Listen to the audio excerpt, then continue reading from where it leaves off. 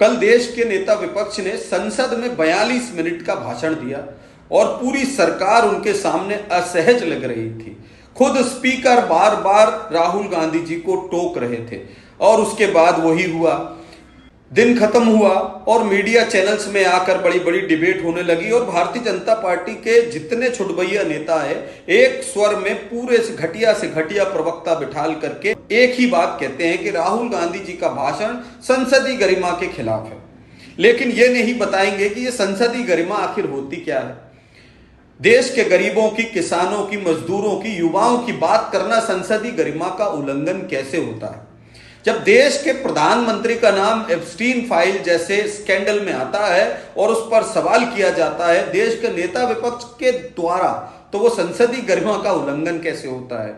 जब देश की सरकार जो अमेरिका की ग्रिप में है और वो एक तरफा डील साइन करती है जिसमें देश के किसानों के हितों को, छोटे व्यापारियों के हितों को, व्यापारियों को हितों को दरकिनार किया जाता है, ताक पर रख दिया जाता है, देश की अर्थव्यवस्था की हत्या की जाती है और ये एक तरफा डील की जाती है। इस पर सवाल जब देश का नेता विपक्ष करता है तो ये संसदीय गरिमा के खिलाफ होता कैसे है।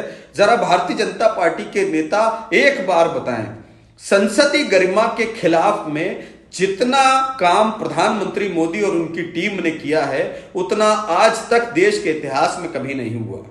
जब इनका एक घटिया सा सांसद निशिकांत दुबे देश की संसद में, वो जो प्रधानमंत्री जिन्होंने देश के लिए कुर्बानियां दी हैं, उनके चरित्र का वर्णन करता है, तब संसदीय गरिमा का उल्लंघन नहीं होता। जब प्रधानमंत्री मोदी झूठ बोलते हैं संसद में, तब संसद की गरिमा का उल्लंघन नहीं होता। जब भाजपा के नेता संसद में विपक्ष के नेताओं को गालियां देते हैं, तब संसदीय गरिमा का उल्लंघन नहीं होता।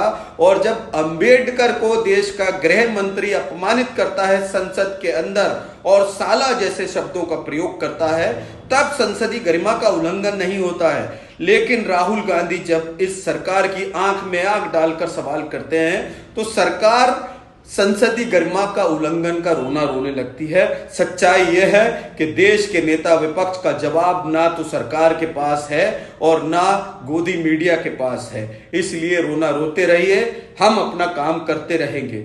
और राहुल गांधी जी पर जितने केस लगाना है वो खुद कह रहे हैं कि आप स्वतंत्र हैं, आपने ईडी उनके पीछे लगाई, उनकी संसदीय सदस्यता खत्म की, उनका बंगला छुड़ाया, लेकिन आप उन्हें सच बोलने से नहीं रोक सकते क्योंकि इन सब से ऊपर है राहुल गांधी। राहुल गांधी तब तक लड़ते रहेंगे जब तक इस देश के लोगों के साथ न्याय ना होगा।